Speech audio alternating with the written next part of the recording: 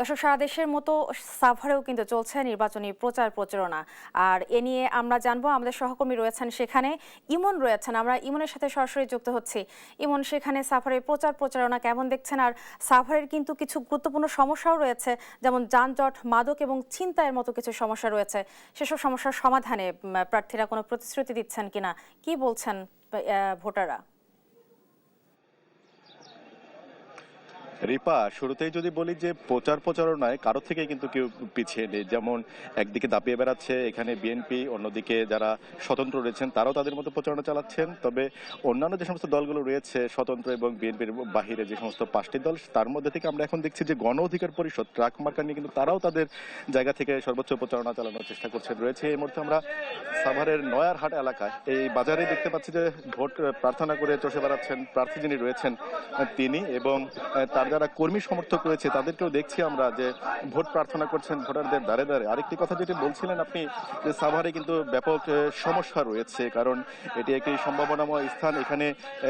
এখানে রয়েছে মেল কারখানা, ইন্ডাস্ট্রি, এটি শিল্পাঞ্চল।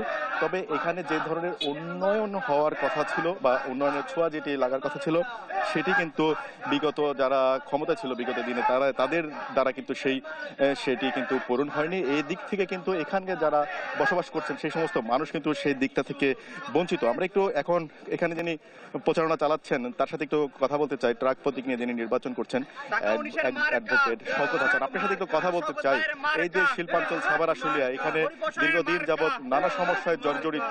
আপনি মানুষের কাছে যাচ্ছেন, ভোট চেয়ে কেমন সাড়া পাচ্ছেন, আর আপনি নির্বাচিত হলে কি কি পরিবর্তনে কাজ করবেন বলবেন? আলহামদুলিল্লাহ, আমরা গণ অধিকার পরিষদের পক্ষ থেকে ট্রাক মার্কায় ঢাকা 19 আসনে নির্বাচন করছি। এখানে আমরা যেখানে যাচ্ছি বিপি নুরুল হক নূরের কথাই যখন বলছি, মানুষ এতটা সাড়া দিচ্ছে যে বিপি নুরুল হক নূরের যে ত্যাগ, তার যে এই যখন এই বাংলাদেশে কেউ কথা বলতে পারতো না ফ্যাসিস্টের বিরুদ্ধে, তখন বিপিনুর হক নূর একমাত্র কথা বলেছে। এই কথা যখনই মানুষের কাছে আমরা জানাচ্ছি যে আমরা বিপিনুর হক নূরের দল গণ অধিকার পরিষদ, মানুষের ব্যাপক সাড়া পাচ্ছি আলহামদুলিল্লাহ। এবং এই সাড়া যদি অব্যাহত থাকে তাহলে আমরা ঢাকা 19-এ সাভার আশুলিয়াতে ব্যাপক ভোটে, বিপুল ভোটে আমরা বিজয়ী হব ইনশাল্লাহ। এবং আমরা সাভার আশুলিয়াবাসীর প্রতি আমাদের যে প্রতিশ্রুতি, আমরা যে সাভার আশুলিয়া, আপনারা জানেন যে একটি গার্মেন্টস শ্রমিক অধ্যুষিত এলাকা, এখানে অনেক এলাকা থেকে শ্রমিকরা এসে বসবাস করে। এখানে দেখেন এত লোকের জন্য কোনো একটা হসপিটাল নেই। এখানে সাভার আশুলিয়া প্রায় 30 লক্ষ লোকের বসবাস, হসপিটালের কোনো ব্যবস্থা নেই। এখানে যে পানি প্রায় হাঁটু পানি, এই শীতকালীন সিজনেও এখানে হাঁটু পানি জমে থাকে, পানি নিষ্কাশনের ব্যবস্থা নেই।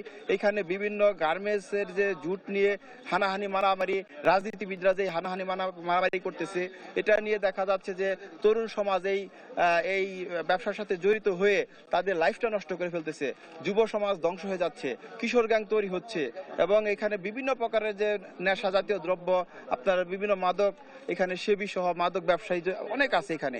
তাই এদেরকে যারা কন্ট্রোল করতেছে আমরা জানি বিভিন্ন রাজনীতিবিদরা। তাই রাজনীতিবিদরা ঠিক না হলে তাহলে এই দেশ ঠিক হবে না, এই সাভার আশুলিয়া ঠিক হবে না। এই দেশের যদি পরিবর্তন করতে চাই আমরা, তাহলে অবশ্যই রাজনীতিবিদদেরকে ওই মাথায় নিয়ে কলকাটিনারা এটা বন্ধ করতে হবে। সবকিছুর মূলে গোড়ায় কাজ করে রাজনীতিবিদরা। আপনি নির্বাচিত হলে কি করবেন সেই বিষয়টা একটু যদি পরিষ্কার করে বলুন। আমি যদি নির্বাচিত হতে পারি তাহলে আমি সর্বপ্রথম এই জুট ব্যবসাকে রাজনীতিবিদদের হাত থেকে এটাকে ছাড়িয়ে নিব। এই জুট ব্যবসা করবে যারা গার্মেন্টসের বিভিন্ন ফেডারেশনগুলো, গার্মেন্টসের বিভিন্ন শ্রমিকদের যে ইউনিয়নগুলো আছে, তারা এটাকে নিয়ন্ত্রণ করবে এবং তাদের এই ফান্ড দিয়ে তাদের ভবিষ্যৎ তহবিল সৃষ্টি হবে। এবং সামাজিক ব্যাপারে আপনারা জানেন যে পরিবেশের যে বিপর্যয় ঘটতেছে, বিভিন্ন নদীগুলোর দূষণ, এখানে আমরা জুট ব্যবসাকে নিয়ে বা অন্যান্য বিষয় নিয়ে দেখি সিন্ডিকেট গড়ে উঠেছে। সেই সিন্ডিকেট ভাঙার ক্ষেত্রে আপনি কি ভূমিকা রাখবেন? এই সিন্ডিকেট ভাঙার জন্যই আমি যেটা মনে করি, এই সিন্ডিকেট গুলাই হচ্ছে বিভিন্ন রাজনৈতিক দলের নেতাদের আন্ডারে এই সিন্ডিকেট গুলা গড়ে ওঠে। এই রাজনৈতিক নেতাদেরকে যদি আমাদের দল যদি কখন ক্ষমতায় আসে, তাহলে আমাদের অন্তত নেতাকর্মীরা কোনো জুট ব্যবসায় জড়িত হতে পারবে না, এই কমিটমেন্ট আমি দিচ্ছি। এবং আমি এটাও বলতেছি যে এই যে এখানে যে সামাজিক নিরাপত্তা, এই যে মহিলারা যে নিশ্চিতে তারা টাকা নিয়ে বাসায় যাইতে পারে না, মাঝখানে যে কিশোর গ্যাংয়ের উৎপত্তি এবং বিভিন্ন মাদক সেবীদের যে উপদ্রব দিন দিন বেড়েই চলতেছে, এই জিনিসটা আমার দলের নেতাকর্মীরা যদি এটাকে যদি জড়িত না থাকে, তাহলে দেখবেন রাজনীতিবিদরা জড়িত না থাকলেই এগুলো সব ঠিক হয়ে যাবে।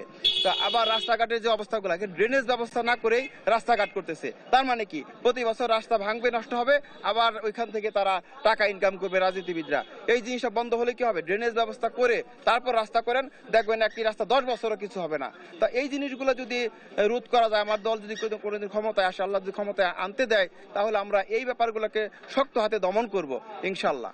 ধন্যবাদ। যেমনটি শুনছিলেন যে এখানে যিনি গণ অধিকার পরিষদের প্রার্থী রয়েছেন তিনি নানান প্রতিশ্রুতির কথা বললেন এবং সেটি আশ্বাস দিচ্ছেন। তবে ভোটাররা যারা রয়েছেন তারা বলছেন যে এবার আর আশ্বাসের ফুলঝুরি নয়, বাস্তবমুখী যারা উন্নয়ন করতে পারবেন তাদেরকে কিন্তু বেছে নেবেন এবার নির্বাচনে। তো এই ছিল আমার কাছে নির্বাচনী প্রচারণা নিয়ে বিস্তারিত।